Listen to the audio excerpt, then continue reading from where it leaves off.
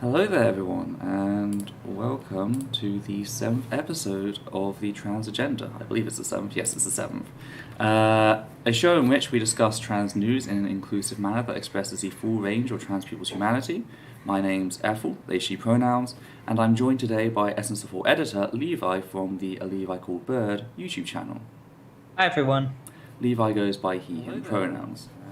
I should just close the audio on the channel that's open. That would be a very good idea. We have quite a few topics to cover today, starting of course with the titular topic, which is Labour councillor Martyn Rawlinson declares transphobic abuse of Lib-Dem Cllr deserved. I believe we actually have Phoenix Adair, who is the Lib-Dem councillor, in the chat at the moment, so this is a bit of pressure we were not quite expecting. Then we have legal efforts to fight the Tavistock High Court ruling begin. So a few updates on there. We've been covering that story as it's going along. We have research showing the negative impact of the Tavistock ruling emerging. Then we have Megan Rapinoe, along with 175 women athletes, sign a trans-supportive brief. We then have Ofcom widens the definition of hate speech to include transgender intolerance. Then we have new proposals by the UK government would permanently out trans people. And then finally we come to two topics. I put them into two different categories because they're kind of different, but at the same time they're about the same person. First one is Izzard declaring pronouns as requested, never demanded. Then we have the way that she said she doesn't believe J.K. Rowling is transphobic. So quite a few things to cover there. Now, before we can begin, we'd just like to make a couple of things clear, starting with the fact that we are fallible and therefore we make mistakes. If you notice anything we've got wrong, feel free to message us either during or after the show, and we're more than happy to update the stream description to include any errors.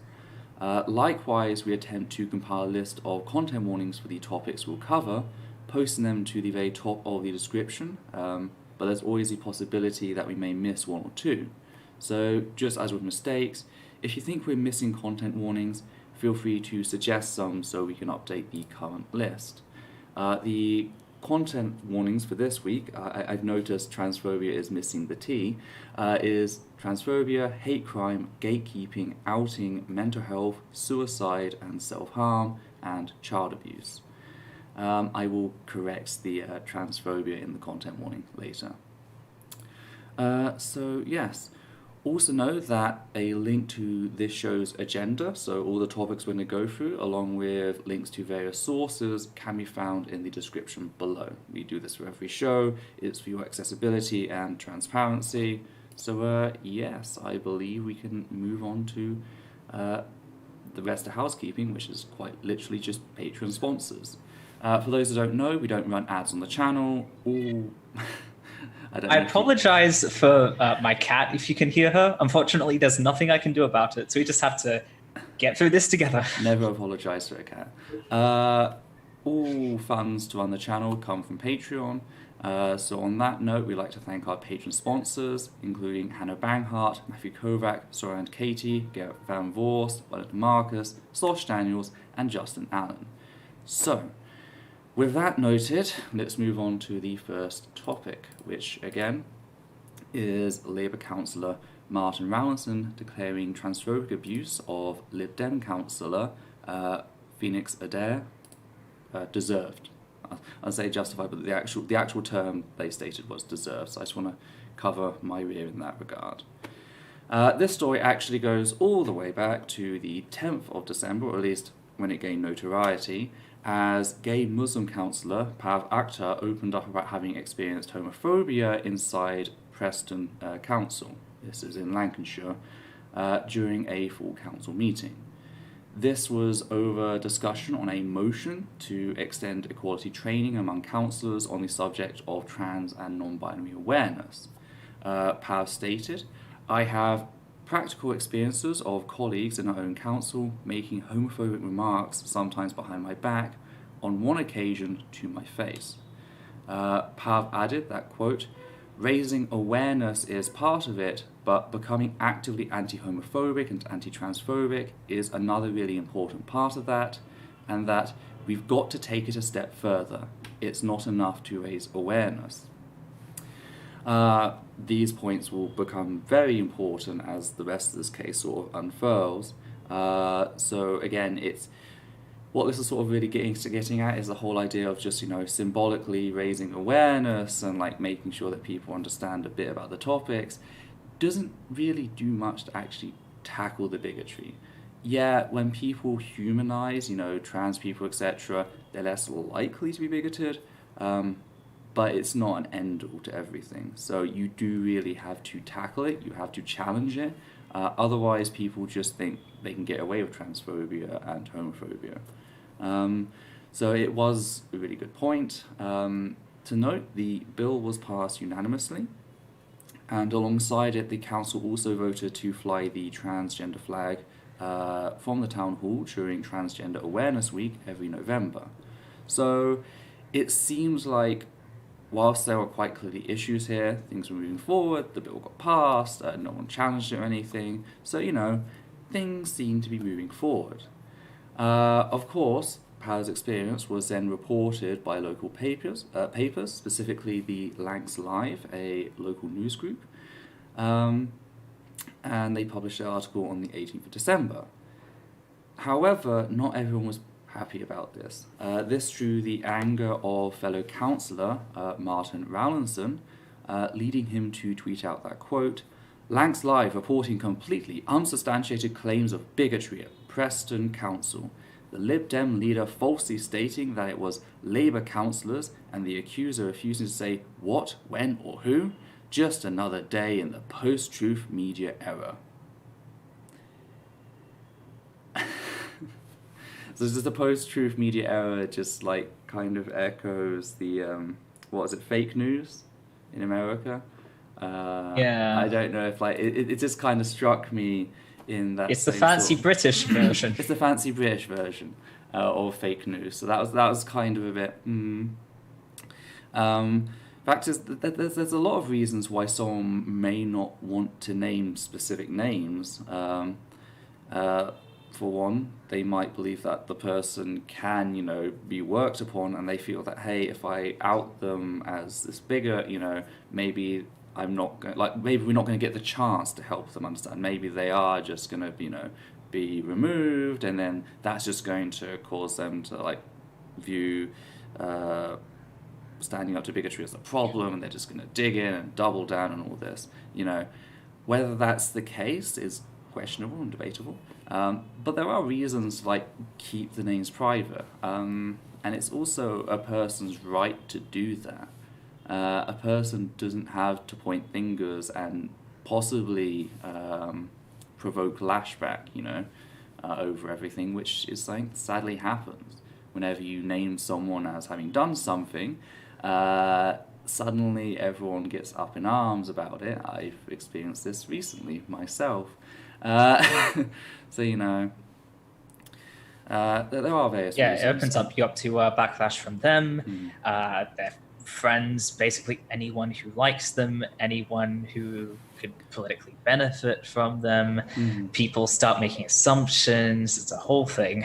There are so many reasons not to name names. And the thing is, Pav actually explained the fact that the reason they didn't name names is they wanted to work with these people and not to create this sort of division, etc. It's a council, everyone knows everyone sort of thing. So that they did explain that, and it's kind of surprising how someone would come out lashing like that. Because again, the paper didn't say that this is definitely guaranteed, that just that Pav has stated this thing has happened, which is an unremarkable statement. We have no reason to believe it isn't the case, as with most victims. Hey guys, sort of homophobia and transphobia exists. Yeah. So again, it's a bit surprising, how aggressively he came out about it, which kind of seems like a degree of defensiveness that has underlying implications, as we'll go on to see in a second. Now, Rawlinson then came under fire on the 17th of December when local Lib-Dem councillor, Phoenix Adair, who, again, they are in the audience, hello, condemned them for liking 2 transphobic tweets. The first was a tweet telling trans people, specifically trans women, that they, quote, do not give permission to have the word woman appropriated, end quote. The second was a follow-up tweet by the same person, mocking others who explained how sexist it was to reduce women down to nothing but their genitals, whilst also noting the existence that trans men exist, and some of them have vaginas. So, you know, this person was, first of all, no one is appropriating the word woman. They're just acknowledging the fact that it includes trans women. Also, not everyone who has a vagina is a woman. That's all people were pointing out, and as this person just couldn't handle that, I was just like, when will this stop? So again, quite clearly transphobic rhetoric. Rawlinson saw that, decided, you know what, I like that, hit like on that. And then Phoenix came along and noticed the fact that this had happened. So, yes. They also... Sorry. Phoenix... Hang on, sorry, go on. Before we continue with the story, I have a rant about some of the things that Rawlinson said. Sure. Is it okay if I rant? Yes, go ahead, yes. Okay. So, Rawlinson, he claimed that he did not like anti-trans tweets, but pro-woman tweets. And he said, you know, any counsellor policing my Twitter feed for posting from feminists would be very busy. And this immediately pissed me off as someone who has actually experienced misogyny and has actually experienced problems from there not being enough feminism, and has seen a whole bunch of people who like act like they're really into feminism and do fuck all that's feminist. I thought, I have to investigate this. So I scrolled through Rawlinson's tweets for like a fair bit by Twitter standards, and completely unsurprisingly, I could not find any tweets about women's rights or issues that did not somehow include trans people. Because that is the thing you can do, is you can talk about women's issues without shoehorning trans women in there. For example, a huge issue is that women are not included in medical trials. There are no crash test dummies, or like there's maybe one crash test dummy in the whole world that's modeled on the typical female body. Women aren't included in smartphone development for things like voice recognition, fitting the phone for hand size and stuff. So like these are things that don't even have anything to do with the usual talking points of domestic violence and restrooms and all that is very easy to, you know, get tangled up in trans issues that he could be posting about if he really cared about feminism. There was none of that. It was just the usual rubbish. But you know what I did find very early on in my search was him tweeting, I just misgendered my cat. I may get impeached. So I just have to ask, Martyn, can you show me the feminism in that? Where's the feminism? Can you show me? Because I don't see feminism. Wow. But you know what? He actually said that himself. He wasn't retweeting anything. Oh, no. He tweeted that. Fucking hell. Yeah. See, I don't see feminism, but I do see transphobia. And in case you can't see the transphobia, in case no one will explain the transphobia to you, Martyn, let me just spell it out for you. See, you're insinuating that trans people think misgendering a pet is equally as violent as inciting a Nazi coup. That is the transphobia. Do you understand now that I have explained that to you, Martyn? Let's see if I can... See, the thing is, and you have this later on in your notes, I believe, that Councillor Adair said that, you know, there's a problem with trans people being murdered, because there is. And, sorry, I'm not sure if that was it. I'm very tired, I'm sorry. Councillor Adair said something to provoke Martyn that I did not put in my notes because I'm not very clever. And Rawlinson said that Councillor Adair likes to brand anyone who doesn't agree 100% with their views anti-trans or transphobic. Oh no, I remember now. It was calling him out for liking the tweets. That was what it was. So when I saw this thing of oh, if you don't agree with me 100%, you're anti-trans or transphobic. I saw that and I was just like, I was thinking, sir, this is a Wendy's. Because the thing is, remember, the tweet, one of the tweets was someone saying they don't give permission to have the word woman appropriated. If you don't understand, here's what this sounds like to trans ears. Imagine if every single episode of the Trans Agenda and every single Essence of Thought video was just us complaining about how horrible misgendering is. Imagine if we never talked about Gender GP, Bell v Tavistock, World Rugby, violent hate crime, or even Cyberpunk 2077 and the breadtube transphobia thing. Mm-hmm. Imagine if we never talked about that, if it was all just complaining about how misgendering is the worst possible thing you can do. That is basically what he's doing, except at least if we did that, we wouldn't be putting any specific demographic in the crosshairs. Mm. Like, that is how unbelievably petty this is and how,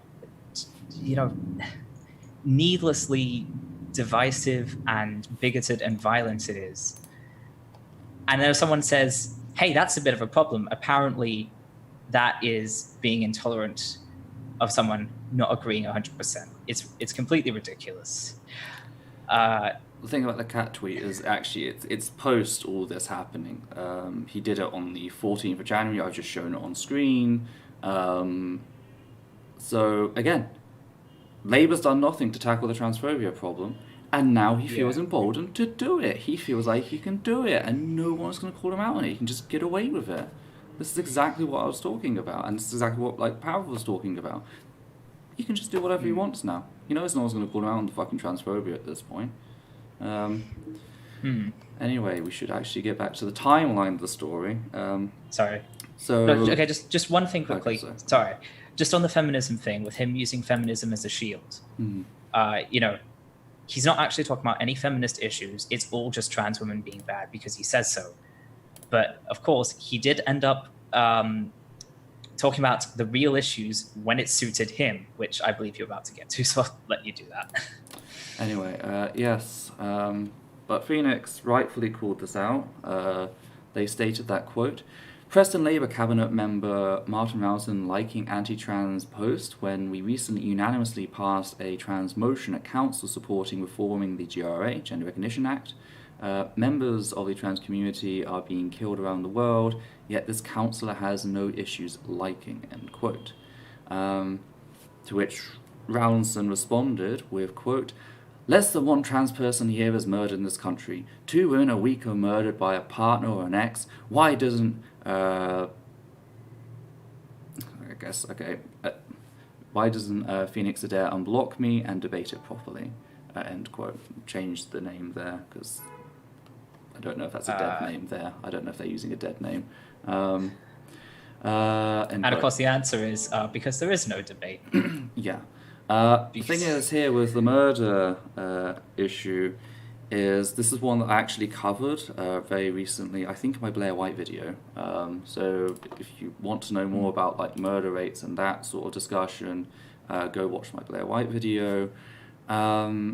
When it comes to murder rates and trans people, there is a lot of underreporting.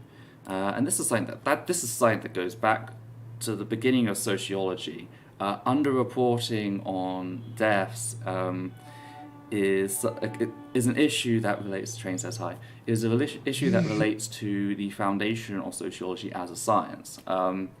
Imar Durkheim, who was a sociologist, one of the founding fathers of sociology, he wanted to prove these things that he called social facts. And to do that, he decided to look into suicide rates and wanted to show that different demographics had different rates of suicide. And the results he came up with is Catholics had the lowest rate of suicide. And he came up with all these hypotheses as to why this was the case, community, meaning and all this. Later researchers came along and they investigated it and they found that actually no. What it was is, in Catholicism, suicide is a grave sin. So coroners were very unlikely to record suicide as suicides out of empathy for the family. they were more likely to rule accidental death than with other demographics. What's more is there was evidence that families were destroying, stuff such as suicide notes left by family members, even messing with the scene of death, just so the rest of the family wouldn't come to know that the family member had committed suicide. Now, what does this have to do with trans people? Why am I going on about all this? Well, when it comes to trans people, post-death misgendering and erasure is a big thing. We see it so often that when someone dies, the trans community has to fight tooth and nail to have them respected as they lived. We see this historically, we see this in contemporary news. So the number of deaths is going to be underreported. That's the first thing. But regardless of that, when it comes to like certain communities, their death rates are much, much higher. This is mostly American stuff, but it does cross over to the UK as well. I believe black trans women have a death rate which, from the lowest estimate, is twice as high as the general population murder rate, to, I think it was 25, it might even be higher than that, 25 times higher murder rate.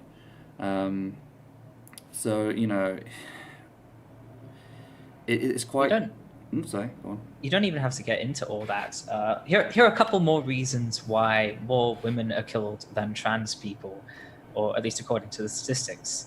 Well, one is you can't tell that someone is trans by looking, but you can tell that they're a woman by looking, which goes into both targeting and also just whether or not the deaths are accurately reported in the statistics. But also, don't know if you know this, but there are more cis women in any country than there are trans people as a whole. I don't know if people were aware of that. And it's kind of like there's this whole big thing about getting birth certificates changed in the UK that the trans community has been going on about for a while that might help them being recorded in murder statistics. The whole GRA reform. It's almost like that's been ongoing. So, there's so many reasons to explain this. But what's important is the fact that hate crime against trans people has spiked. And this isn't just people being killed who happen to be trans or assaulted who happen to be trans. This is people being targeted because they are trans. And that is also a distinction to make. And also, it just doesn't matter because these are different issues. And the whole idea... We can't talk about this because did you know that insert anything here is a problem? We can't talk about this because climate change. No, we can talk about multiple problems at once. It's typical whataboutism. There's also this whole, that's the word, which I definitely didn't forget, such a simple word. Unblock me and debate me. Which is like, this is a dirtbag left sort of approach to things. Unblock me and debate me. It's not even a dirtbag left approach to things, it's a teenager's approach to things. Yeah. And again, it's really quite disheartening to see this going on because these are the people that are supposed to be, working for us. That's why they're elected. They're not above us. They're civil servants. They work for us. And this person, Martyn, just they don't seem to be able to, act like an adult in this regard. However, everything escalated when Lancs Live then reported on the emerging story, with Rawlinson tweeting out, quote, "If anyone at Live Lancs had an ounce of decency, they would take this article down. It was revenge journalism for me trashing a previous article. Liking tweets is not a story, and the writer has used poor Phoenix, who has had to lock," changing redaction here, "their account because of the, albeit, deserved backlash." Sorry, it was a very broken tweet there. I did double check, and I asked Phoenix and everything. Their pronouns are strictly they, them, from what I've seen. Not only are they declaring transphobic abuse of Phoenix deserved, but they're misgendering them at the same fucking time. Like, if you know that you're coming under scrutiny for your actions, at the very least, you'd expect them to do like the whole fake it thing. But no, they just go ahead and misgender this other counsellor. Yes, say them. I did check. I did check.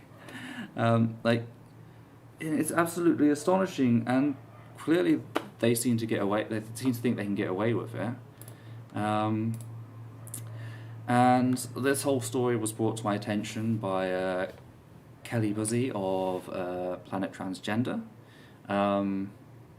who also acknowledged the facts that 14 teenagers have been arrested on the 16th and 17th of December for a spate of transphobic assaults in the Lancaster area, in Lancaster, a mere half an hour drive from Preston, highlighting that Rawlinson's comments come at a time where trans people are the targets of abuse. And like it's local. Now these assaults did not occur because of Rawlinson's comments, but it is all linked. Like, this is the sort of environment that Rowlinson is encouraging when he encourages like dogpiling of fellow counsellors and justifies it as deserved. And now, when he tries to make people act like transphobia is a respectable position that needs to be debated. Mm-hmm. And transphobic tweets are actually feminist tweets. Don't you know how feminism works, you feminist trans people? Yeah. On top of this, Kelly added that, quote, Gallup, UK's LGBT plus anti-violence charity 2020 poll reveals that transphobic hate crime has doubled in the last 3 years, and only 1 in 7 trans people are reporting their experiences. 4 out of every 5 trans people in the UK experienced a form of trans hate crime in the last 12 months, Pink News reported, end quote. Again, the abuse is ongoing, and this is how counsellors are acting. Surely expecting lead by example isn't too much. All I can say is I hope this fucking awareness training comes quickly, because they very clearly needed it. Interesting thing to note, when I reached out to Phoenix, they let me know that they were involved with giving suggestions on the motion that was passed on the 10th. That was the motion about extending awareness training to include trans experiences. However, sadly, talking to Phoenix, there has been no further action on the council as far as I'm aware. Rawlinson continues to like, retweet, and as we've just seen from the cat tweet, actually make transphobic posts themselves, and it just seems to have dropped out of the news completely. The last articles were the ones on Planet Transgender. After that, the whole thing just goes silent, which is like a really disappointing state of affairs. You know, you'd expect this sort of thing to be dragged out, but it just hasn't been. I'd just like to pause to thank, I did hear the tune, but I totally forgot about it. Thank you, Corvaday, for your $5 donation. It is much appreciated. But yeah, so I don't know if you really have any comments on that you'd like to go over. I was at least hoping that like this has continued to be discussed and we'd hear about things happening in the council, etc., in the papers. But no, it just seems to have been dropped, and as seen, Rawlinson just feels he can get away with it now. And it's every trans person, not just in that area, but around the UK, who is aware of this, they're seeing this going on. This is the standard of what we're being shown. Apparently Rawlinson's tweeted about banning gender talk from schools. Okay, so we're going back to the Thatcher era. Like, the fact that we've got a Labour member talking about Thatcher-esque, policies, that's disturbing. But don't you understand? When it's transphobia, then it's a leftist position worthy of respect. And like, I know I'm going to get accused of being a Lib-Dem supporter, and it's like, I was at the 2014. I was at the 2014 protest over the Lib-Dem Conservative coalition fucking us over. I remember the chants, which I'm not going to sing because again we have Phoenix here, and I imagine we have other Lib-Dem followers. Can you tell me the chants after the stream? I will tell you the chant after the stream. Yes. But like, I am not a Lib-Dem supporter. Unless they make extreme changes, I will never be a Lib-Dem supporter. Can I but just, on the same in light basis, I'm not going to be a Labour supporter until they actually start fixing their fucking problems. I know this is somewhat tangential, but in light of the stuff that has happened the past week on Twitter, can people please stop making claims about Ethel when they've clearly never seen or spoken to her ever? Yeah, I got called. It's very weird, you people making claims about someone you've never heard anything about. I got called a trans medicalist the other day. It's just like, not a trans medicalist. You got called. You were accused of trying to make atheists look bad to prove God exists.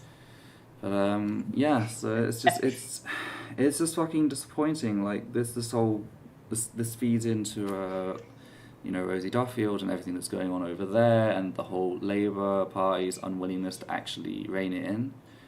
This is something I fucking admired about the Jeremy Corbyn leadership, and that was the fact that when there was transphobia, it was being tackled in areas. It wasn't being tackled everywhere. It could have been done a lot faster. But like when what was her name? I'm trying to remember. Venice Allen. When Venice Allen stalked a trans teenager who was a young MP, like they got removed. They got rejected from the party and just let us, remove us all, sort of thing. So that was good to see, and it was good to see that they were actually trying to work alongside trans folk, trans voices, etc., and try to improve things. Keir Starmer comes in and just which is really interesting considering how Keir Starmer's trying to pretend like the anti-Semitism problem ended with Jeremy Corbyn's leadership, when, as we discussed in show 6, a lot of the rhetoric used in transphobia intersects quite nicely with the rhetoric of white supremacy. It's just a whole fucking mess in the UK at the moment. There's no party I want to be part of as a left-wing trans person. Not that it matters much, seeing as I'm in exile in India at the moment. But yes, so it's fucking depressing that at the moment I don't see much of a future politically, because I think I've said this before, but I'll say it again. There's scarcely a day that goes by that I'm not extremely relieved that you're in India instead of the UK. Because as a trans person, you are safer in India. Debatable. You've not been here. Yeah, I'm mostly thinking about the things like the Tavistock thing and the gender GP thing. But I can't exactly cover much of like the fuck ups that the Indian government's doing over here because they have sedition laws. Touché. So if I say too much, especially being an expat, I'm kind of easy to track down, and we saw what happened at the student protest. There was a German student who took part in the protest, and they had their visa revoked. So yeah. Okay, I'll say it another way. The fact that it's even debatable that you're safer in India shows that the UK isn't as great as they pretend to be. Yeah. Yes. Do you have anything final you'd like to add to that story?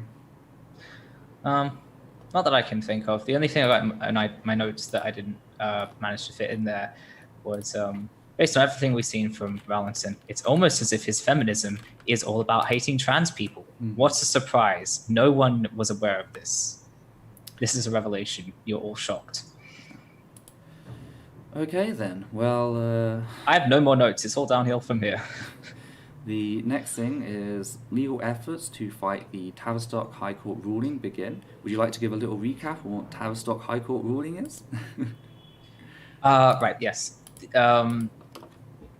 Kirabel and the mother of a 15-year-old who was seeking treatment through Tavistock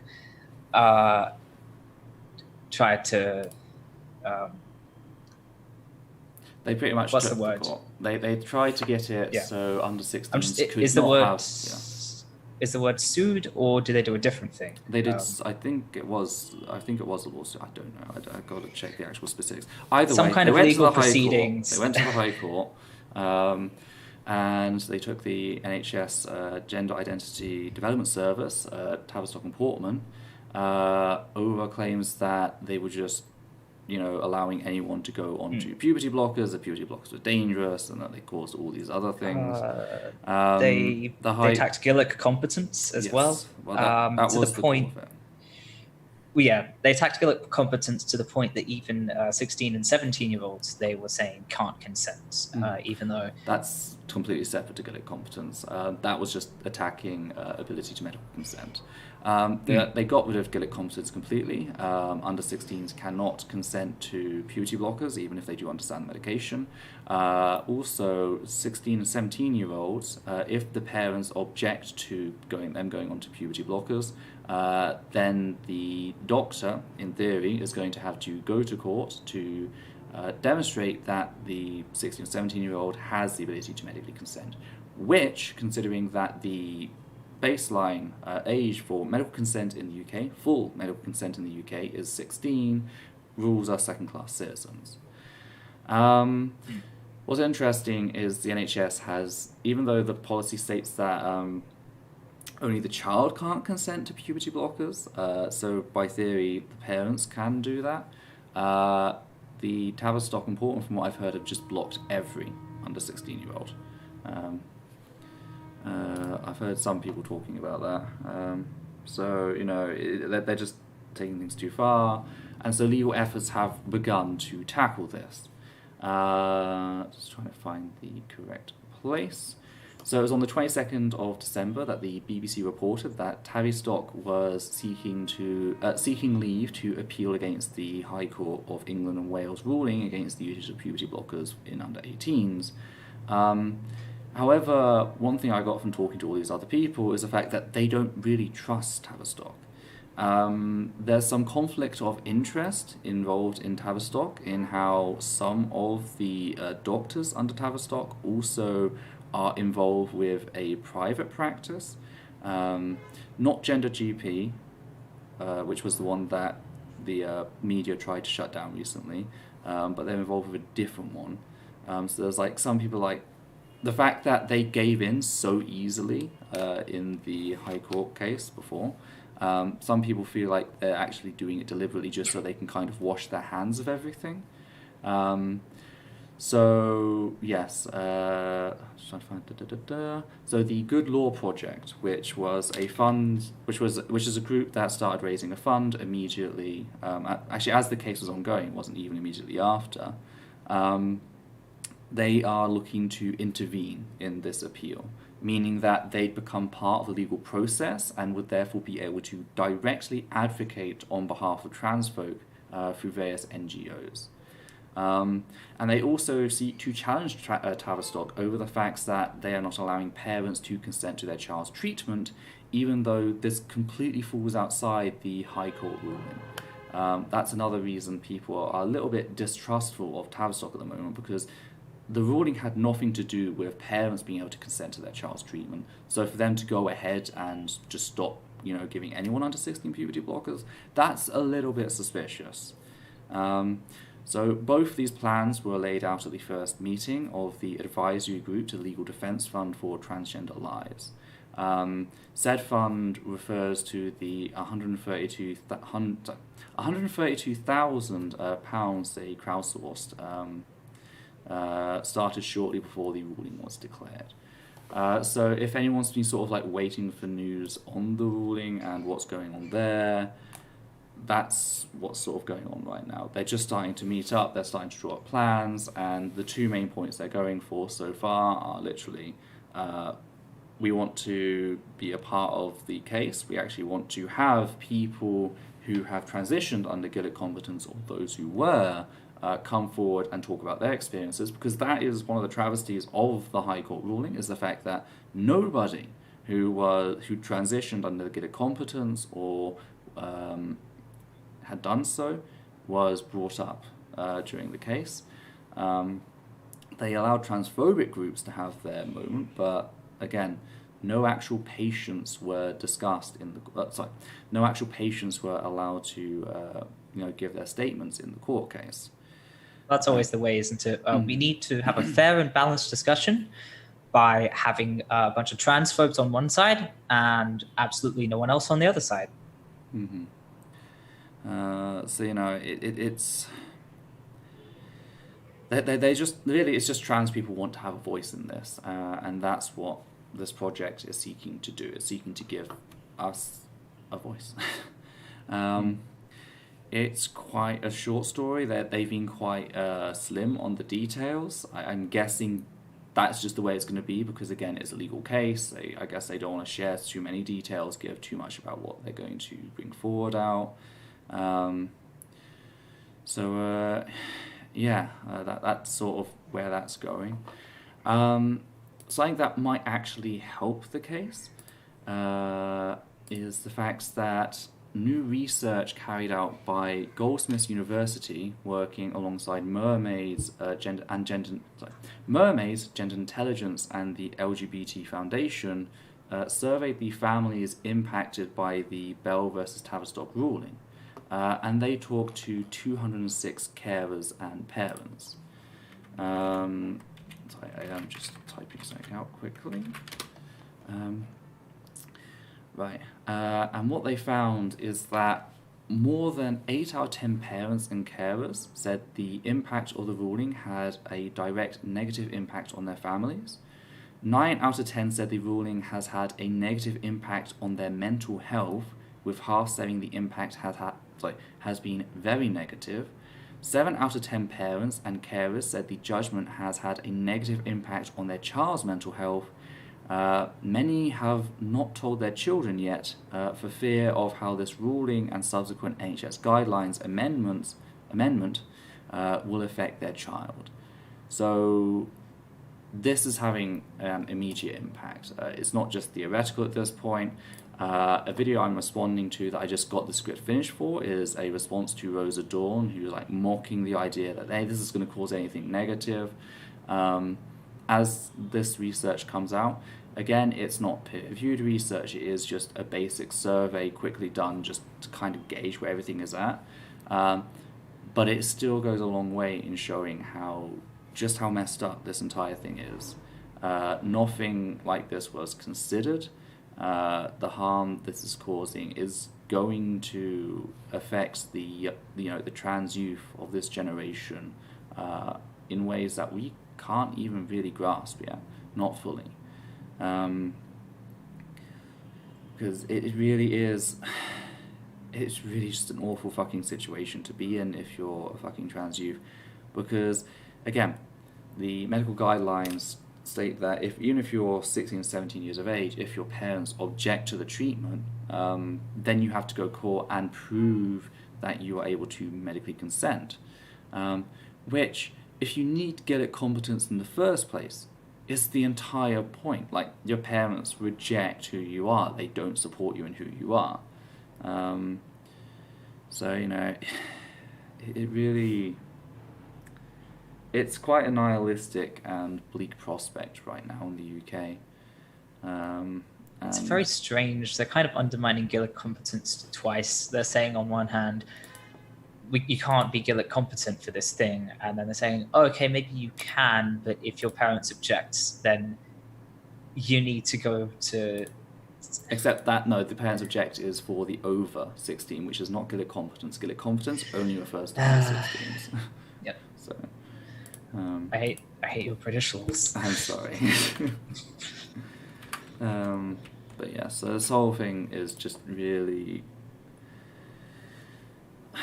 I need to I need to clarify. I promise I do understand this. I just edited a whole script about it earlier this morning. I'm just very tired.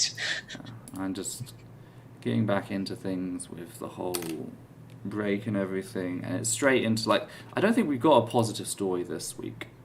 Nope. Oh no, we do have one positive story, which is actually the next story. So unless you've got anything else that you'd like to add on the negative impact. Again, I know some of these stories are quite short. They're just little things that, hey, this is a thing. We always link to our resources down below. So if you'd like to do something more with them, or if you're in a discussion and you want to reference them, know that you can always use our sources. That's why we do this. But yes, so the next story is Megan Rapinoe, along with 175 women athletes, signed a trans-supportive brief. So I'm just going to find the right place. Yes, okay. Operating under the group name Amici, Megan Rapinoe, Billie Jean King, and 174 professional female athletes have called upon official bodies to halt the discriminatory practices that target both trans and intersex athletes. They stated that, quote, "All Amici believe that every young person, and especially youth who are transgender or intersex, should be able to participate fully in sport alongside their peers and gain the benefits that sports participation brings. This is especially important for transgender and intersex youth. Some Amici also share the harm they experience when excluded from athletic participation because of who they are, and the ways this was detrimental to their emotional and social development, as well as their sense of self and physical well-being." This whole thing comes as a response to bills like HB 500 in Idaho. There's just been a rash of bills in America that have just attempted to exclude trans people from sports. HB 500 specifically seeks to ban all trans and intersex women from playing in school sports. The bill also details how a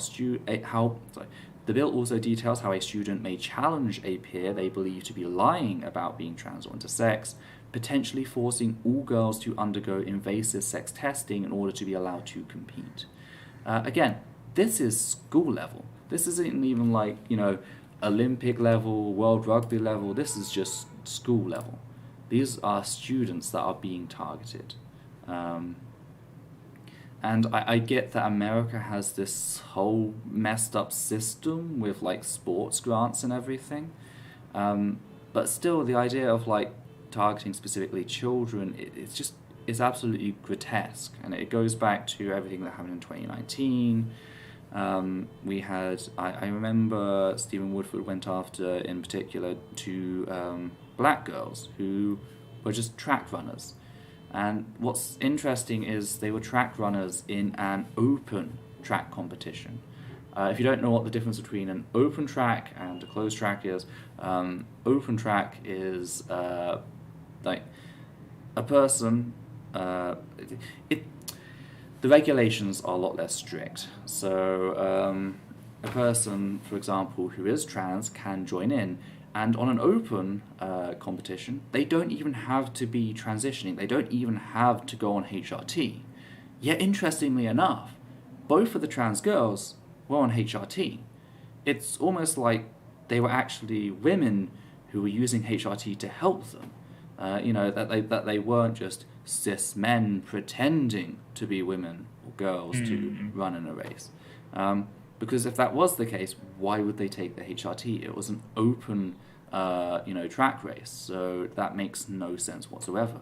The idea of someone permanently changing their body to get a slight advantage in a school race is ridiculous. But that's the thing. They by the logic of these bigots, they were going the opposite way. They were decreasing their advantage. And, it's quite clear that they just wanted to race. And sadly, they were just put in the crosshairs by various bigots. And again, being one of these students and dealing with the harassment that, they undergo it's just really shocking. One thing about the HB 500 bill in Idaho is that it had been written on fraudulent grounds, mischaracterizing the research of people such as Duke law professor. I'm trying to think how to pronounce that first name. Dorian? Is it Dorian? Dorian Lamberlet Coleman, who publicly challenged the way that the research is being used. So again, a lot of the transphobes like to pretend that they've got the science on their side, and those that just, you're just going against the facts if you believe trans people should be allowed to play in sport. And it's like, really? Because we're not the one who's having the research we use called out by the researchers themselves. That seems to be something that only happens to the transphobic parties. So, it's really just... It's just a mess, the way that this whole trans hysteria has just grown out to encompass so much, that even children playing in school sports are being targeted by bills because they exist. Yeah. And again, this bill doesn't actually just target trans people, it also targets intersex people specifically. And it also targets any cis person who's accused of being trans or intersex. Yeah. Because again, like the whole idea of this can just be abused the fuck out of. That's something I was thinking about. Something that really scares me about this bill, and I do not believe we have this in the content warnings. So, content warning: child sex abuse is a lot of school-age girls have gone through sexual abuse. So being forced to go through this invasive testing, having someone examine their genitals, is probably not a very helpful experience.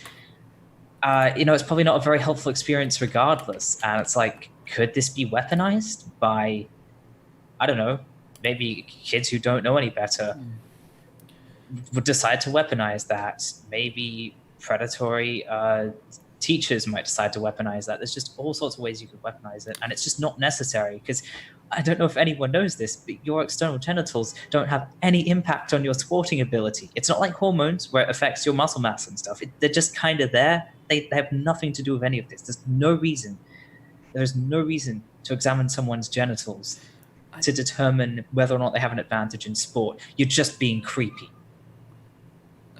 A large part of it is hormonal testing. But still, what I was getting at was more, could you imagine, the whole idea of teenagers like using, I don't know what's the term for it, they like conflating their, the people that they're bullying with people of the opposite gender as a method of shaming. So boys are compared to girls are compared to boys as a method of shaming. So could you imagine a bunch of, say, teenage girls, all mass reporting this one girl that they don't like, so then they can continue to rub it in, oh, she's the girl who's, so manly that, she had to get sex tested. That would be devastating to a lot of people. Puberty is hell enough, but to go through that as well... there's so much wrong with this. Because, again, it specifically talks about how students can fucking challenge another student. So it's not even there's, generic, there's a concern that it's, the adults call on it. No, students can do it. Students can challenge other students. And this can be done at competitions as well. So say goodbye to your sportsmanship. It's just going to be another one of those things. Anytime you lose, you can just, I challenge their sex now. No. But, it's really quite horrific. And this comes after another story that we covered in one of the other weeks, which was the Human Rights Watch publishing a 120-page document calling for an end to abusive sex testing for women. Something that not only harms trans and intersex women, but is weaponized against the global south. harming women of colour who do not fall inside the Western patriarchal standards of femininity the most. This is why you have people like Caster Semenya who are targeted, and like again, black women are just, they are the ones that are going to be targeted the most from all this. Oh, we have a $5 donation from King John Targaryen. Yet those on the left are willing to die on a hill for Tulsi Gabbard, because here we go. She tried pushing for something like this too. Yeah, it's just, again, these bills are popping up everywhere. Thank you for your $5 donation. It is much appreciated. It's just, and it's always presented as this rational position. You know, we had this in 2019 with rationality rules, and we saw how bullshit the science there was. First video, oh, well, you know, HRT doesn't change hemoglobin, which is one of the biggest deciding factors in sport. Here's a study that says otherwise. Oh, well, I didn't mean to use hemoglobin. I should have stuck with muscle mass. Here you see the range for muscle mass is greatly different. What you've highlighted there is the standard deviation. The range is actually inclusive. Oh, well, I didn't mean muscle mass. I meant heart, lung size, and muscle fiber density. Here's several studies on that. Read all those studies. They didn't mention those things at all. And it's just, that's how it is. It's the pretense that they've got the evidence. It's just, you can continue. I remember now, there was that whole thing about like the fast twitch versus slow twitch muscle fibers. Like they were really scraping the bottom of the barrel. That was Noel Plum's like magic thing. It's like, you can't cut the muscle mass in half. You have to cut it in whole. Did you know that cis women and preteen trans men and all that don't have muscles at all? Testosterone lets you grow muscles from nothing. It's great. Now I can hold my bones up. It's just a gaseous entity. Oh, but yeah, like, and this whole thing of misrepresenting the science, and then the thing is, like, they just keep parroting it. The moment you challenge it, they just move on to parroting it somewhere else. I had to watch Stephen Woodford's videos on Sargon of Akkad at some point. And he goes on about... Why would you do that to yourself? And he goes on about how, like, Sargon of Akkad, these leftists are anti-science. Actually, I defended science against the far leftists on trans athletes. It was like, you fucking lying piece of shit. You quoted standard deviation as the range when the annotation you showed on screen told you it was standard deviation. Like Sargon of Akkad, at least when he said, like, surveys are awful, you can't use surveys. Here's some actual evidence. Just read the first paragraph and showed the first paragraph. He didn't show the second paragraph, which stated, this is a survey.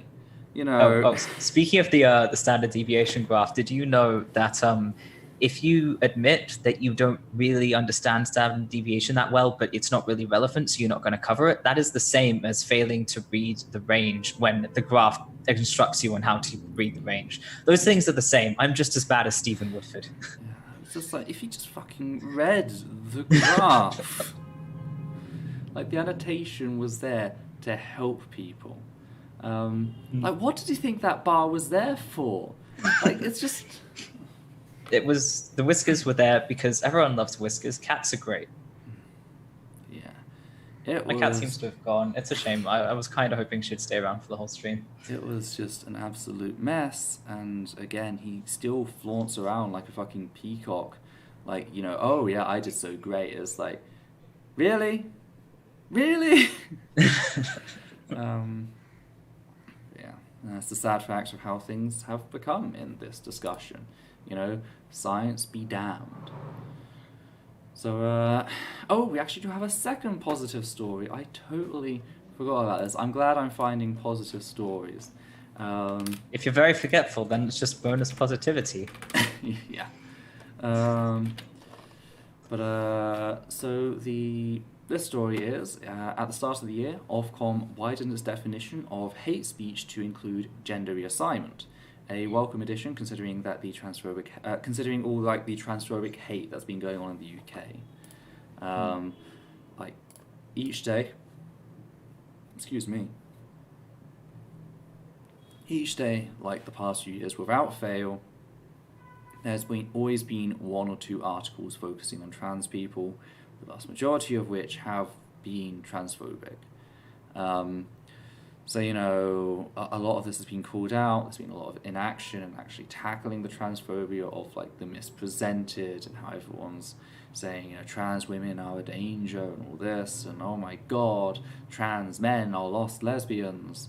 So, you know, this whole campaign has just been going on for the last few years. And it's just, it's a welcome addition to the fact that trans people are sort of getting specific recognition, because you can argue that we were covered under gender before, but gender reassignment sort of explicitly does things. I should note that if this is acting in accordance with the definition of gender reassignment seen in the Equalities Act, it doesn't necessarily mean medical reassignment. That's an important thing, because the Equalities Act has very similar terminology, and a lot of like transphobes, and we covered, I think, Jaguar Land Rover or something. They tried to argue in court that they couldn't be held for discriminating against a non-binary person because they hadn't medically transitioned, and like the courts were like, actually, like they clarified this back when the bill, like the law was passed. No, that's why it says gender reassignment, whether social or medical or otherwise. Like the otherwise includes social transition, legal transition, all these things. So if it's basing itself on the same terminology, then that's a welcome thing. However, it's not totally been without concern, because on top of gender reassignment, they added political or any other opinion, which does raise some concerns relating to the whole tolerance paradox. For those who don't know what the tolerance paradox is the whole idea that you have to tolerate intolerance, or you're not really tolerant, but if you tolerate intolerance, then tolerance dies. So like, what do? Well, the simple solution is you reject the initial intolerance, because you know, being intolerant of someone because they hate black people is very different to being intolerant to someone because they are black. Because they are black, yes. Sorry, I was trying to think about which one I said first. I was like, yeah. You know, yeah. And there are concerns that this whole and any other opinion like will be used or abused specifically to protect gender crits. It's also just weird because like some opinions are bad. They just are. Not all ideas are created equal. Mm-hmm. Some people are worried that like this might be used to defend gender crits, and like there is basis for that concern. We see how religion is often used as an exemption rule in hate crime and hate speech specifically. So like there is concern there. However, there is also a solution there. Like again, with religion, people generally like understand that okay, religion doesn't exempt you from like tolerating other people. So like hopefully they're taking it that way and they're not taking it the other way, which just allows transphobes complete free reign. But we'll have to actually keep an eye out on that and see how it's used. But it will be interesting to see how Ofcom applies these standards, especially to like places like the BBC, which has just gone down the drain completely the last few years. I mean, places like the Daily Fail and everything else, do we expect any better at this point? I don't really know. But yes, it'll just be interesting to see how that really goes. Let's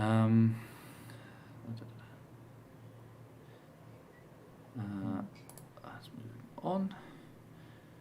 Okay, back to the awful stuff. And I'm just putting like minutes there for now, so I have a rough one. Levi with the timestamps, just so you know. So the next story is the UK government has proposed a new initiative which is designed to prevent registered sex offenders from hiding under new identities, requiring all name changes to be done via enrolling a deed poll. Now, for those who don't know, enrolling a deed poll is a process that involves having a person's old name, new name, and address published in the Gazette, meaning said information would be publicly available and archived. Which, if you're a trans person, hopefully highlights certain concerns. Because again, anyone can go to the Gazette now and they can find out not only your dead name, which can be used to harass you, but your address. This opens up the possibility of targeted hate crime, and the government, that's such a simple solution, and it's to require that for registered sex offenders. It's simple. When someone goes to change their name, have it flag up, they're a registered sex offender. Why they allow a registered sex offender to change names in the first place, I don't know. Personally, I believe it's something that they should have to live with for their life. But why can't you just create a system so when they change their name, it flags up, we can't actually do this. They need to do the deed poll if for some reason we do actually need to change their name or whatever. Here's the thing. I can think of one situation where this makes a tiny bit of sense if you've just have a very weird kind of moon logic. Is if someone is a sex offender, but you couldn't register them for whatever reason, like the police being kind of shit and not believing you. That happened to me. So that would be useful in that if you know, but they can't be flagged, then you can look up their name. But the thing is, if you're in a position to know that, you would know what they look like and just be able to recognize them. And if they're ever in a situation where their presence would be a problem, you probably will find out pretty quickly and be able to do something about it. So it doesn't really work. And also the idea of punishing everyone in the country because it might help a little bit in that one niche case is just a bit messed up. And the one time it would make sense is if you secretly thought that all trans people were sex offenders for some reason. And that's the thing, it's got us in a bit of a cinch where how can we argue against this and look reasonable? Because the moment you argue against this as a trans person, we know what the right-wing papers are going to do. We know what Rosa Dawn's going to say. We know what all that lot's going to do. That they're going to start saying, trans activists fight for the right of sex offenders to hide their identities. That's what they're going to do. No, we don't. No, it's just it'd be very easy just to create an additional system here in which if they're a registered sex offender, it flags up in the system and they have to go through the extra process. Here's a crazy idea. Not crazy idea. Here's a fascinating idea you can do. Is publish the name changes of sex offenders only and leave everyone else alone. It would also make the names easier to search. There we go. I solved the problem for you. But no, our government can't do that. It's just... Again, it's just absolutely depressing. It's just going to punish everyone for this, and yeah. Yep. And again, it's not just a case of now they're outed with their dead name and there's an official document that everyone can publicly access, which, hey, some trans people, they transition and then they decide to move because they want a new start in life. That's fine, that's their right. That can be taken away this way.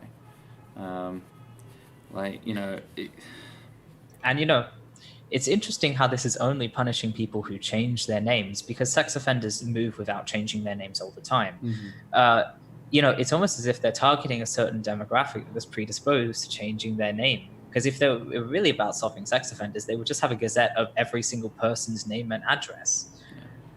Because what if a sex offender doesn't change their name? If they lie about their name, you need to be able to find all of them.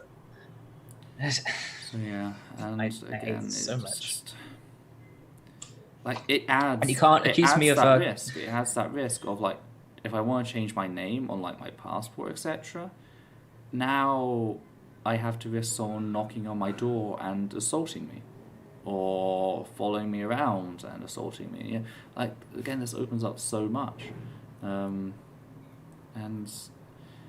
how poorly thought out it is, especially with the hike in hate crimes, as we discussed earlier. It just goes to show how completely like incapable the current government is. It's like a huge reason people change their names, especially cis people changing their names, might be because they're not safe for whatever reason.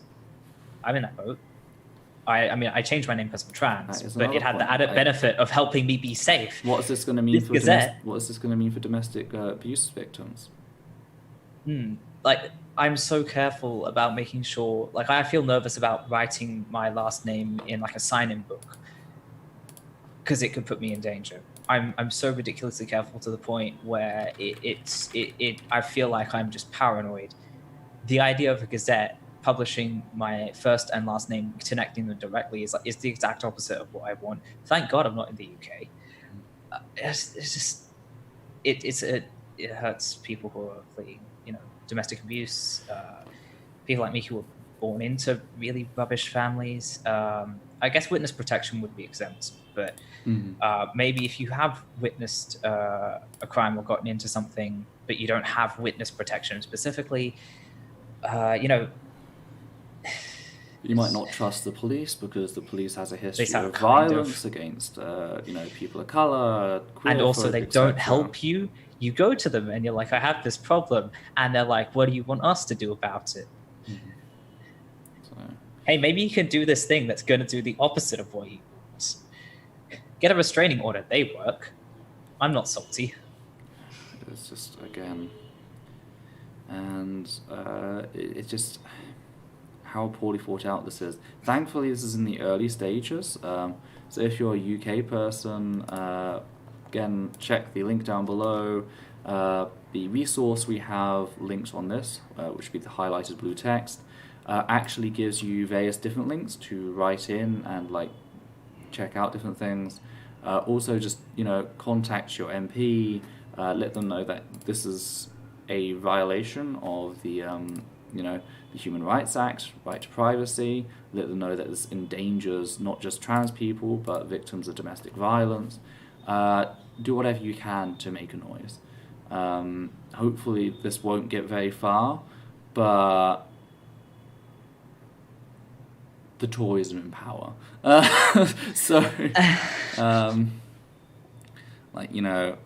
Hopefully this doesn't get very far. We've seen what the current government is like, so yeah.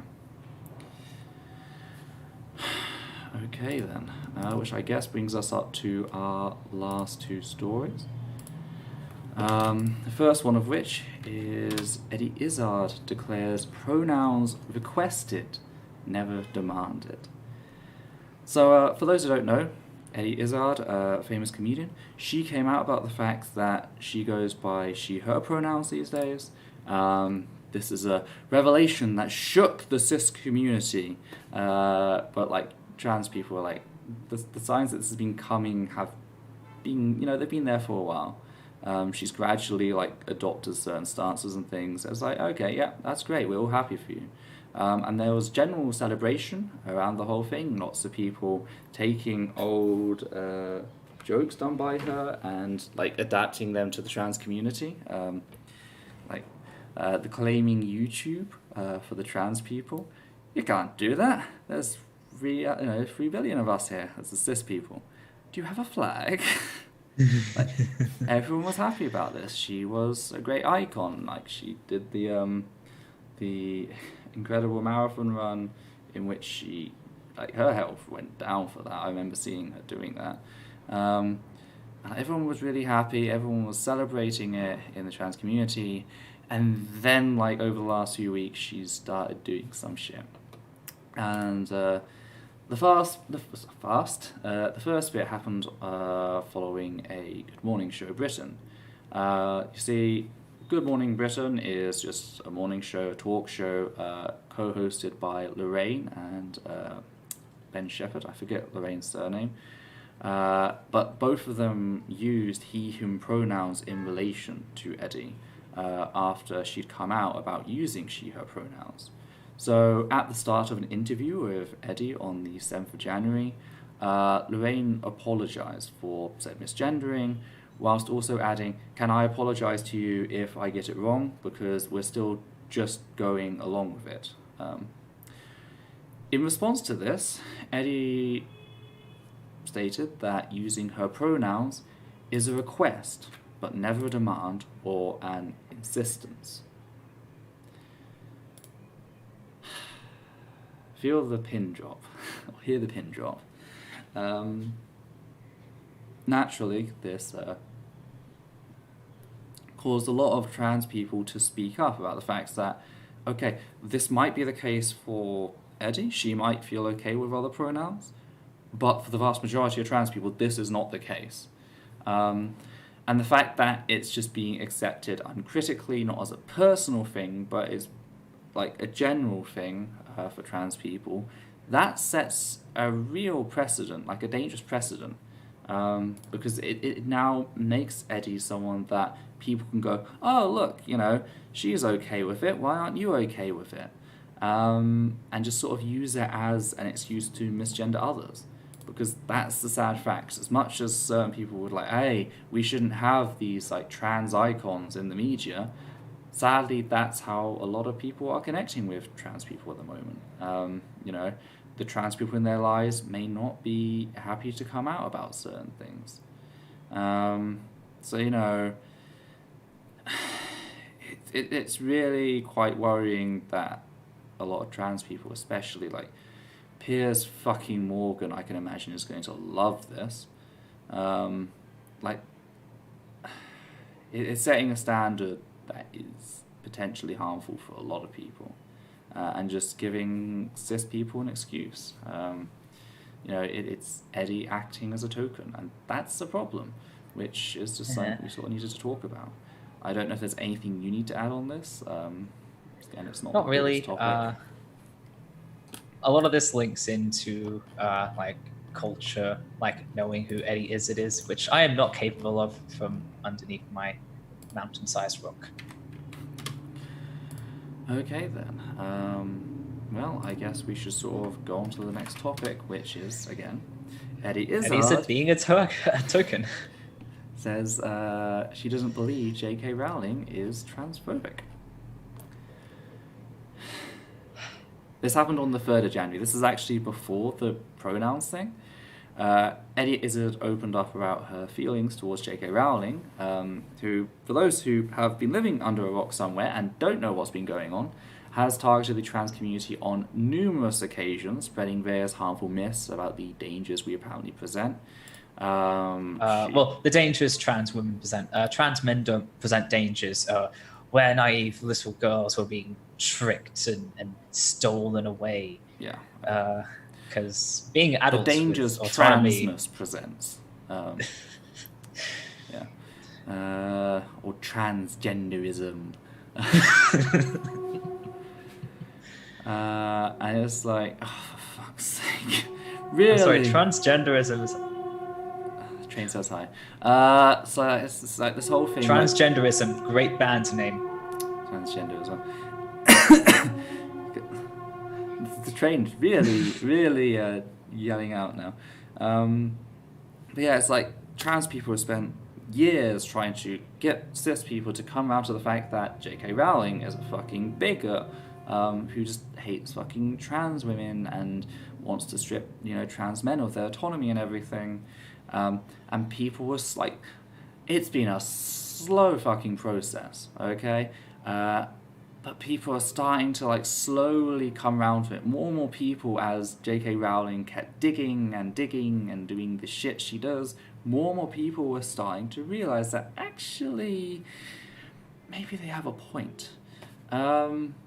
only for fucking Eddie Izzard to come along and just open her mouth and just, like, again, give credence to the idea that, hey, you can say all this transphobic shit, do all these terrible things, hurt all these communities, and as long as one trans person gives you a free pass, suddenly everything's okay, we're square.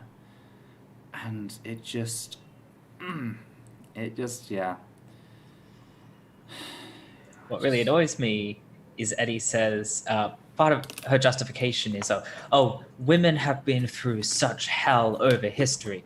I'm gonna let you in. I'm gonna let you in a little secret, just a little one. J.K. Rowling doesn't give a fuck about women. Okay, I'm clever. I'm doing a callback.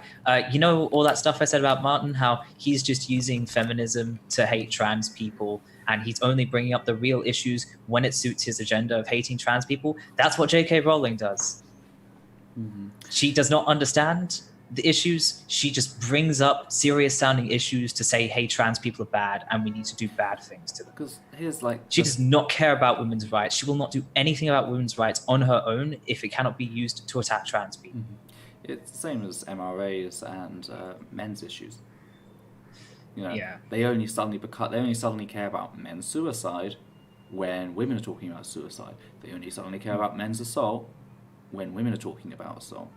And like, here's the thing, it's true. Women have been through hell. Women have a lot of problems. You know who care about those problems? Trans people. Trans people tend, I don't know, it depends on who you talk to. We're both feminists. We both care about women's issues. We both advocate for them.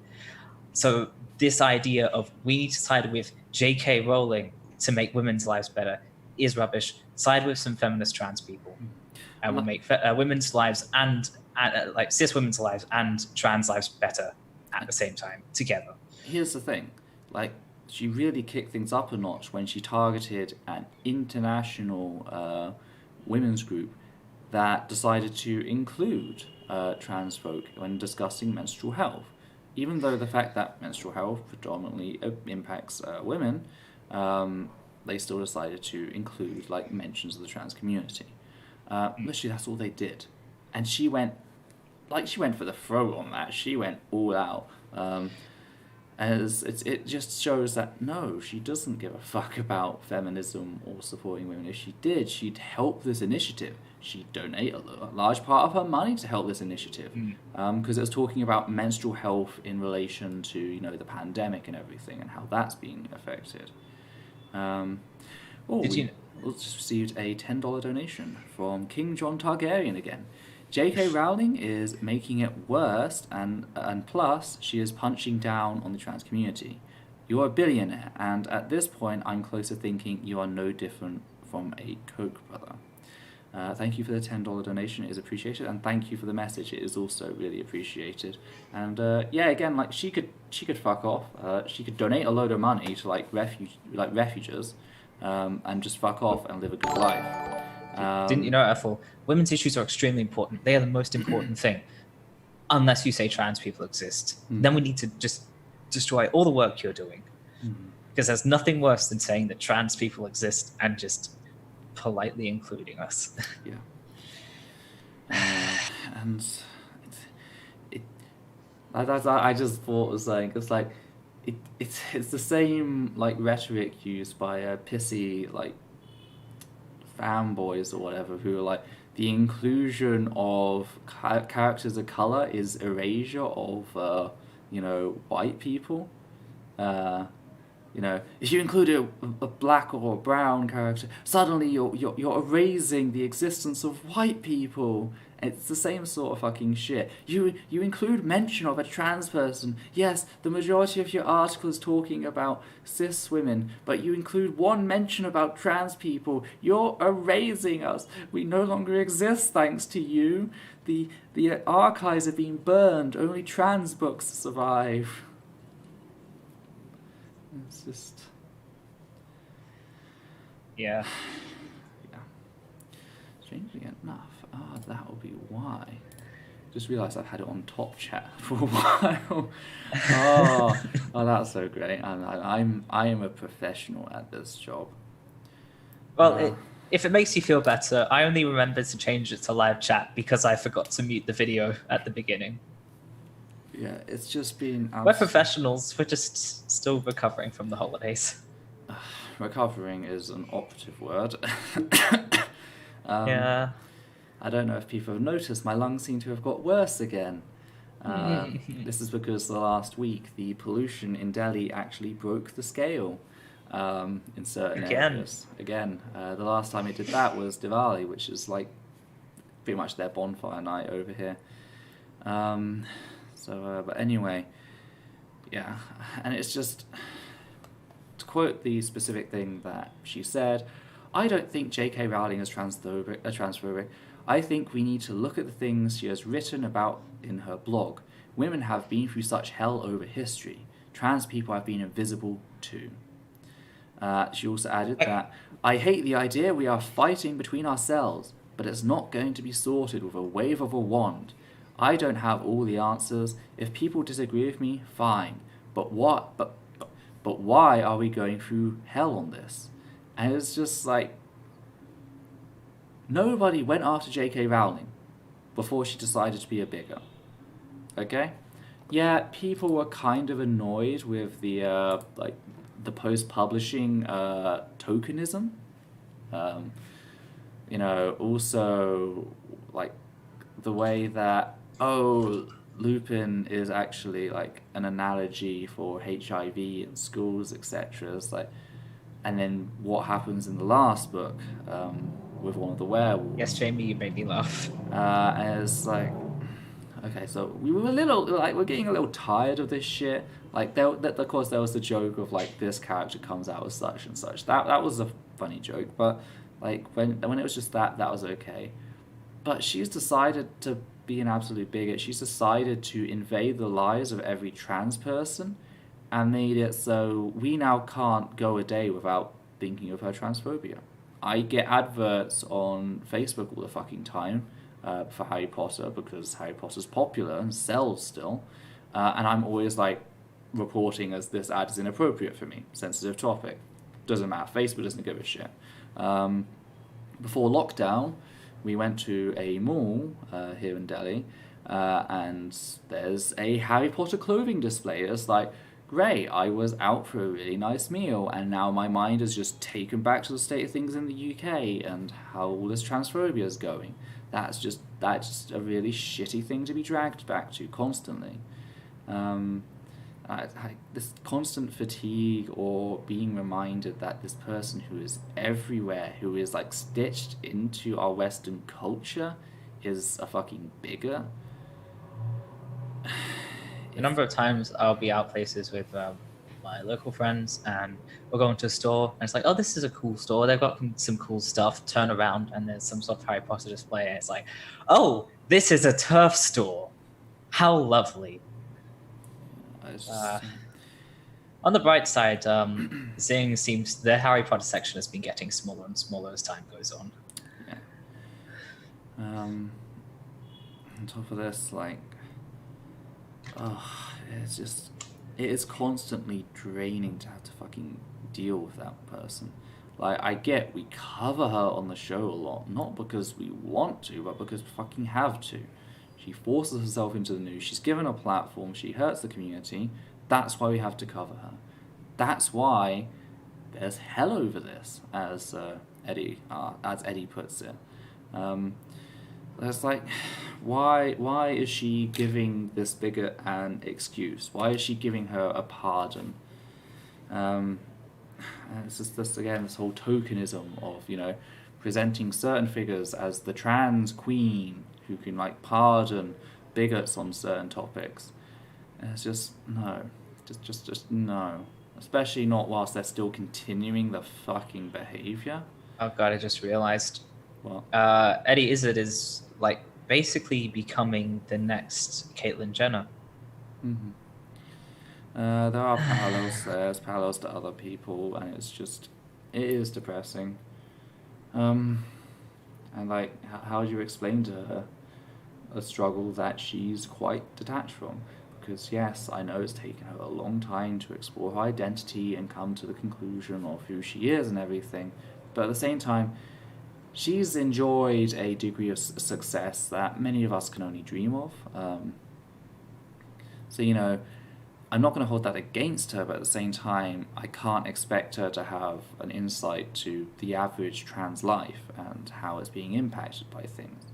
Like, you know, I've seen stuff about people asking others to, like, not read Harry Potter around their kids because they're trans and everything. And it's like, the kids are aware, they can be aware. Like, the kids aren't as, you know, they aren't as closed off as a lot of people think.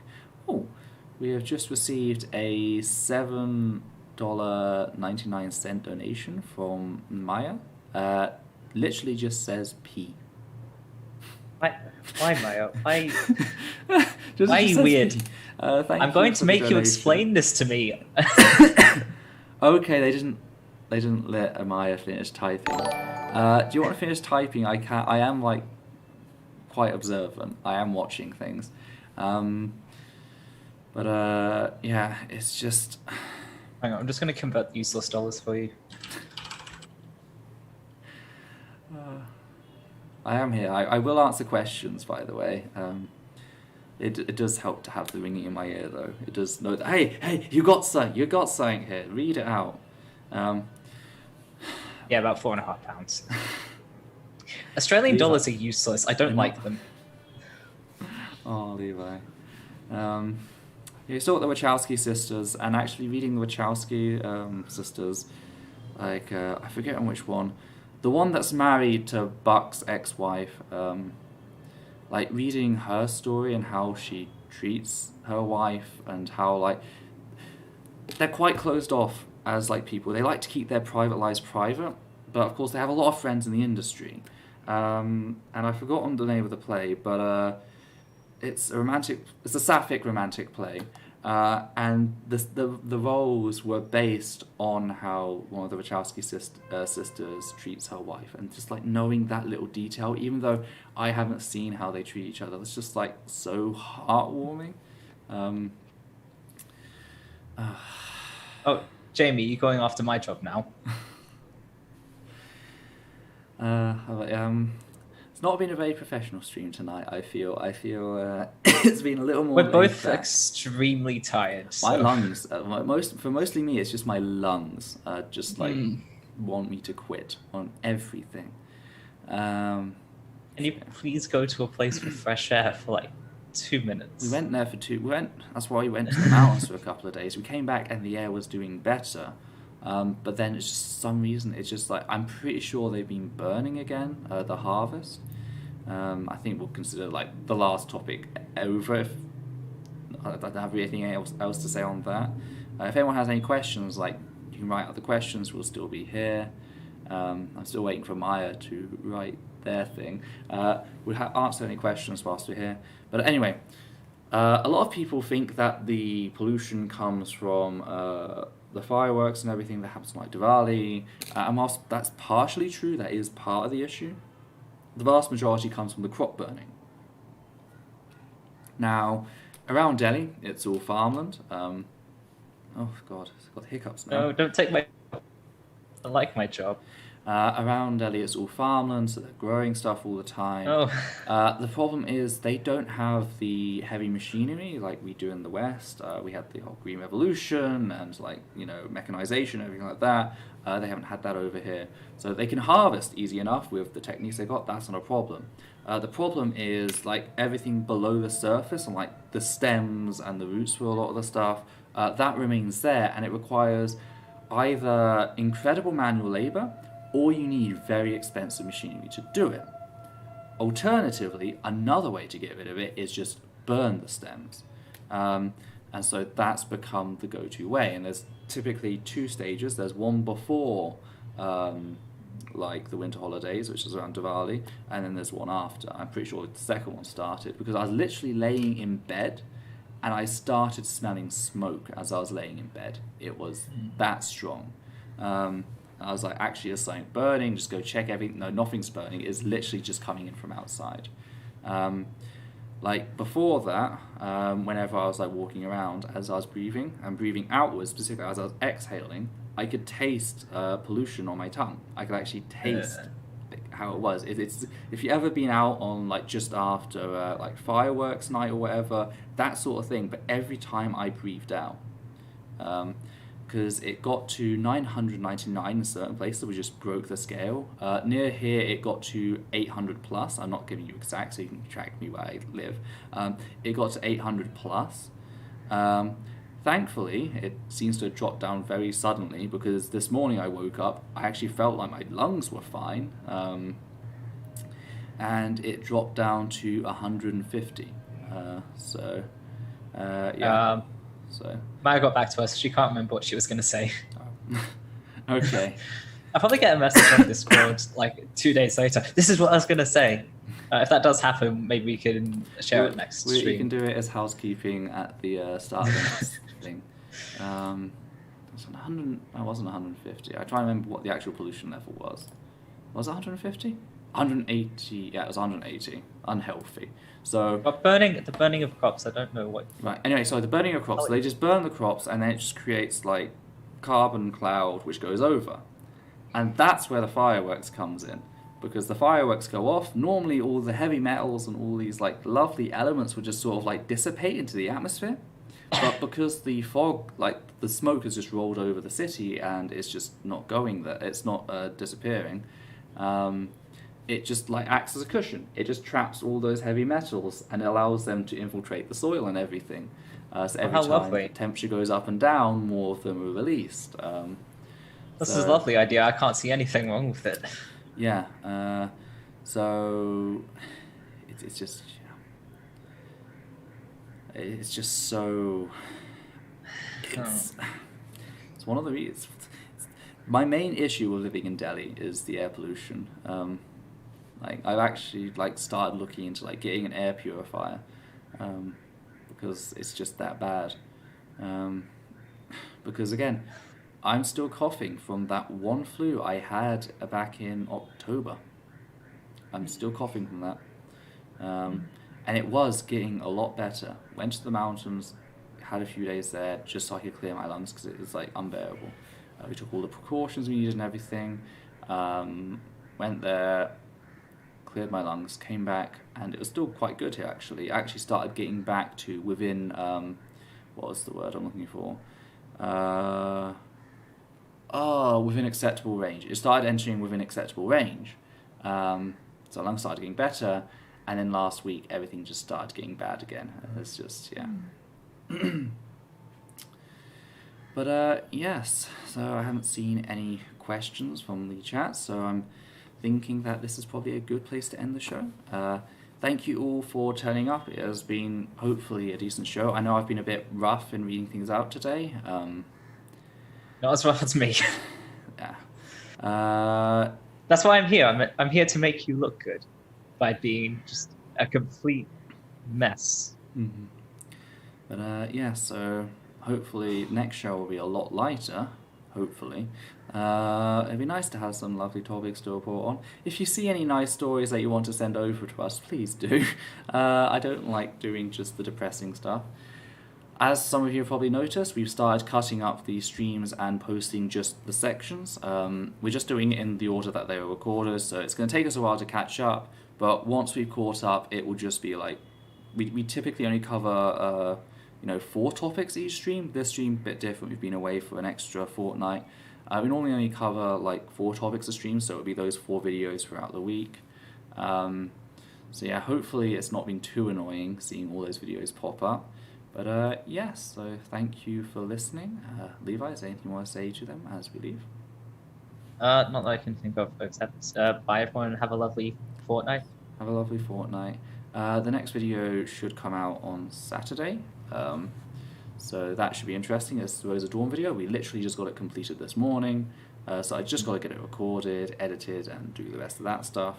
I've already started working on the video after that, which for anyone who's been watching Twitter knows that it's on Telltale Atheist and how they defended gay genocide as a respectable position. So that's going to be fun. That's going to be fun. Hopefully, I'm so tempted to go around to all the people on Twitter who have been saying stuff about you and being like, okay, if you're so convinced they have no evidence, I want you to reply to this tweet saying that if you're wrong, they get to hold it over you for your entire life. Because people love to be very strong in their convictions that someone is wrong, even though they know that's not true. But when you actually challenge them on it, they back up pretty quick. I saw it in a book once. I can't remember it well enough to explain well. I'm sorry, but yeah. But anyway, like that's it all this to start. Like the video was gonna come out sometime. Like it was something that I've been working on since December of 2019. So it was gonna come out eventually. But then I was literally just warning a friend about the fact of what Telltale Atheist actually is, and like instantly I got jumped. Like this wasn't like public grandstanding. I didn't create the post public like on my own wall so all my fans got it. I was literally just responding to someone I knew. Hey, you do realize they've done these things. I talked about that, and I also talked about the fact that they accused me of starting a riot at the Faithless Forum 2019, starting an event which they'd caught on camera and would be sharing the footage of soon. I was in India. So, and you had a video, and you shared that video to show, hey, I'm not lying about everything. I can be trusted on some things. Because I made two statements, and I say like, here's one of them covered. I never got the chance. I even stated I never got a chance to cover the second one because it happened after I got Darvoed. And you showed our DMs when we first met, where you were telling me about it with links and everything. So it's like, obviously, this isn't something you pulled out of thin air. Like but it's just the thing is, when it was Woodford, people were waiting months and months and months for an apology when he'd been proven wrong. That's how low their standards were. You say one thing, and if you can't prove it immediately, then that must mean you're lying and you're a terrible person, because this is how much that your reputation has been degraded in certain spheres on the internet, where just everything you say is the worst possible thing. You're the devil incarnate. Here's the thing, like I could post it to Twitter and they'd run away with it and completely change everything very quickly. In a video, I can put it in its full context. That's important. I can also show exactly what the person who they defended as like I needed to respect their position. Like I can show exactly what she said. So it's almost as if videos are a better content format for some things than Twitter. And it's almost like I started a YouTube channel for that reason. Like, the whole thing with Rachel Oates is most of my interaction with Rachel Oates was on Twitter, like the 2 times we interacted. And we saw how that went. With videos, I know the ground. Anyway. It's just... But for some reason, like this happened with Zanderhole as well. It has to... Communication always has to happen on their terms. It can never happen on your terms, where you have your strengths and you're comfortable. It always has to be the way they want it, which is... Anyway, we got way derailed. We were saying goodbye. I shall leave the video running for about 10 minutes, so all those in the chat can say goodbye if they want to. It's been lovely presenting for you, and we shall see you round. Bye-bye. Bye, everyone.